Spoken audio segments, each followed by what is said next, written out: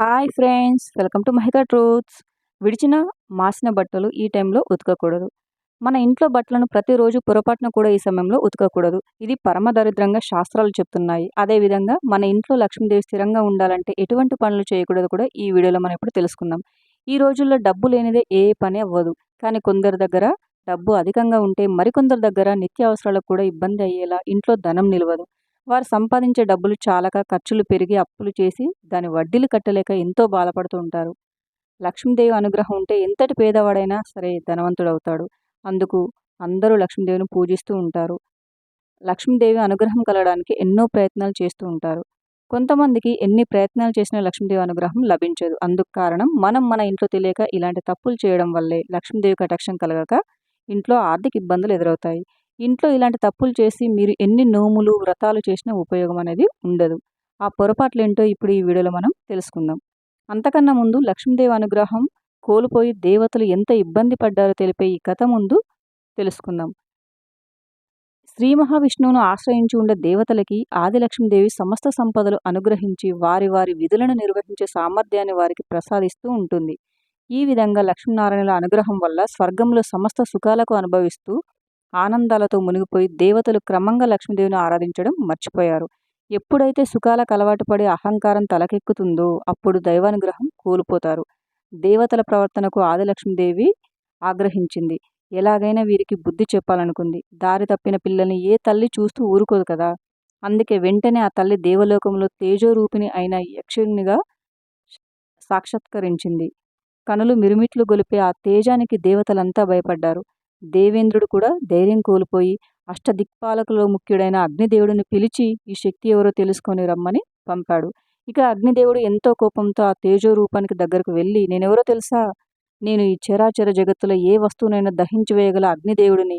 కాబట్టి నా కోపాగ్నికి గురి అవ్వక మర్యాదగా నీవు ఎవరు చెప్పు అన్నాడు.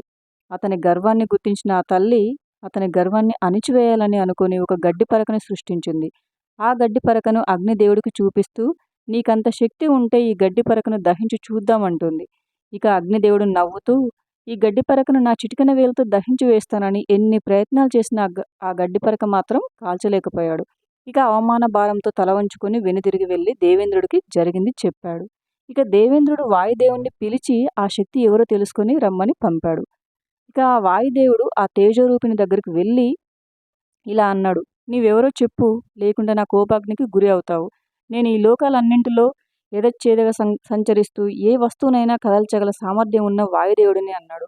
దానికి ఆదిలక్ష్మీదేవి తాను సృష్టించిన గడ్డి పరకను వాయుదేవుడికి చూపిస్తూ, నీ శక్తిని ఉపయోగించి గడ్డి పరకను కదల్చు అంటుంది.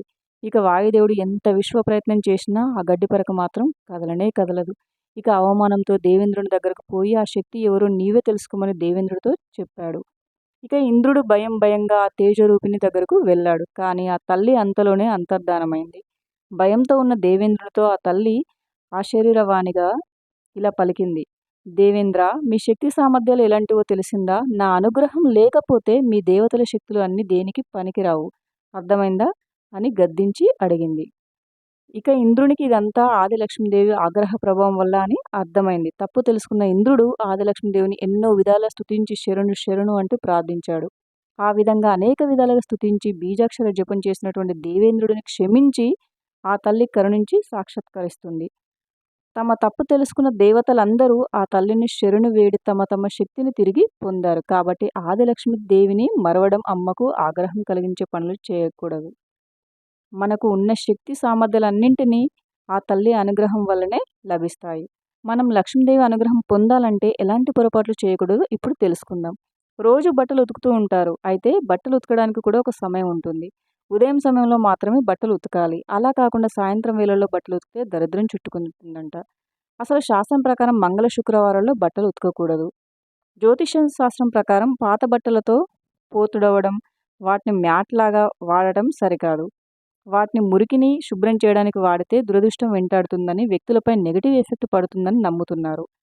ఎందుకంటే పాత బట్టలు వాటిని ధరించిన వ్యక్తికి సంబంధించిన శక్తిని నిలుపుకుంటాయి. అందుకే వాటిని ఫ్లోర్ క్లీన్ చేయడానికి, మాప్స్ లాగా లేదా మురికిని శుభ్రం చేయడానికి వాడకూడదు. దీనివల్ల గతంలో ఆ బట్టలు వాడిన వ్యక్తి జీవితం కూడా తూడుపు కర్రలాగా మారుతుంది. ఇది అదృష్టాన్ని తీవ్రంగా ప్రభావితం చేస్తుంది. ఆ వ్యక్తికి ప్రతికూల శక్తిని తెస్తుంది. నేల మీద వేసి పాత బట్టలు తొక్కితే ఆ కుటుంబ ఆర్థిక పరిస్థితి ప్రతికూలంగా ప్రభావితం అవుతుంది. దీంతో కుటుంబంలో ఆర్థిక సమస్యలు కూడా రావచ్చు.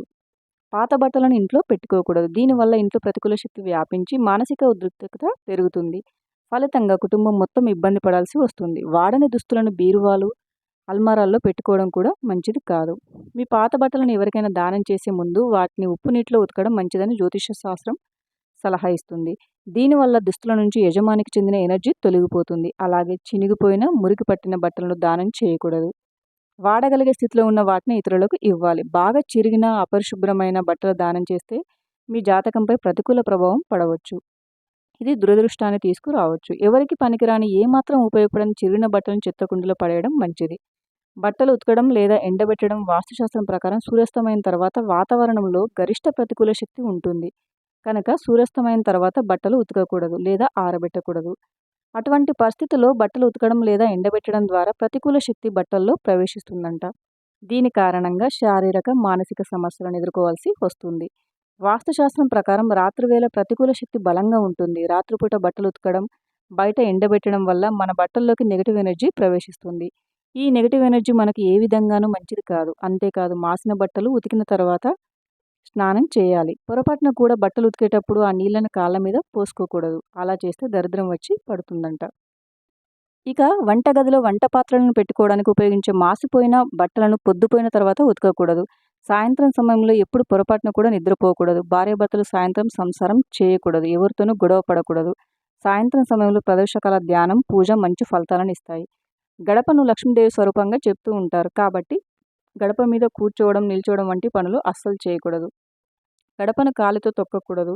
ఇలాంటి పొరపాట్లు చేస్తే ఆ ఇంట్లో లక్ష్మీదేవి నిలబడదు. ఇంట్లో ఒకరికి కొబ్బరి నూనె రాసి మరలా అదే చేత్తో వేరొకరికి నూనె రాయడం అనేది అశుభకరం. దీనివల్ల లక్ష్మీదేవి ఆ ఇంట్లో ఉండదు. రోజు స్నానం ఆచరించిన తర్వాత కాళ్ళు, చేతులు పూర్తిగా ఆరిపోయాకే మంచంపై కూర్చోవడం లేదా ఇంట్లో తిరగడం చేయాలి. అలా కాకుండా తడి కాళ్ళతో ఇంట్లో తిరిగినా మంచం ఎక్కిన దరిద్రం చుట్టుకుంటుంది. అలాంటి ఇంట్లో లక్ష్మీదేవి క్షణకాలం కూడా ఉండదు. అదేవిధంగా చీపురును, రోకల్ని కాళ్ళతో తొక్కకూడదు. ఇంట్లో ఎప్పుడు మంచి మాటలు మాట్లాడుకోవాలి. మంగళకరమైన మాటలు మాత్రమే మాట్లాడుకోవాలి. అలా కాకుండా చెడ్డ మాటలు మాట్లాడితే దానివల్ల చెడు జరుగుతుంది. ఇలా ఎవరి ఇంట్లో అయితే అశుభకరమైన మాటలు మాట్లాడతారో ఇలాంటి ఇంట్లో లక్ష్మీదేవి అస్సలు నిలవదు. కాబట్టి ఇలాంటి పనులు చేయకుండా జాగ్రత్త పడితే ఆ మహాలక్ష్మీదేవి అనుగ్రహాన్ని పొంది సకల ఐశ్వర్యాలు, సిరి సంపదలు కలుగుతాయి. మన ఇంట్లో నుండి దరిద్ర దేవత పారిపోతుంది. విన్నారు కదా ఫ్రెండ్స్, లక్ష్మీదేవి అనుగ్రహం ఉంటే అన్నీ ఉంటాయి. కావున ఏ పొరపాట్లు చేయకుండా ఆమెను భక్తి శ్రద్ధలతో ఆరాధించాలి. Thank you for watching friends. ఈ వీడియో కనుక మీకు నచ్చినట్లయితే వీడియోని లైక్ చేసి మరిన్ని వీడియోస్ కోసం మా ఛానల్ని సబ్స్క్రైబ్ చేసుకోండి. Thank you.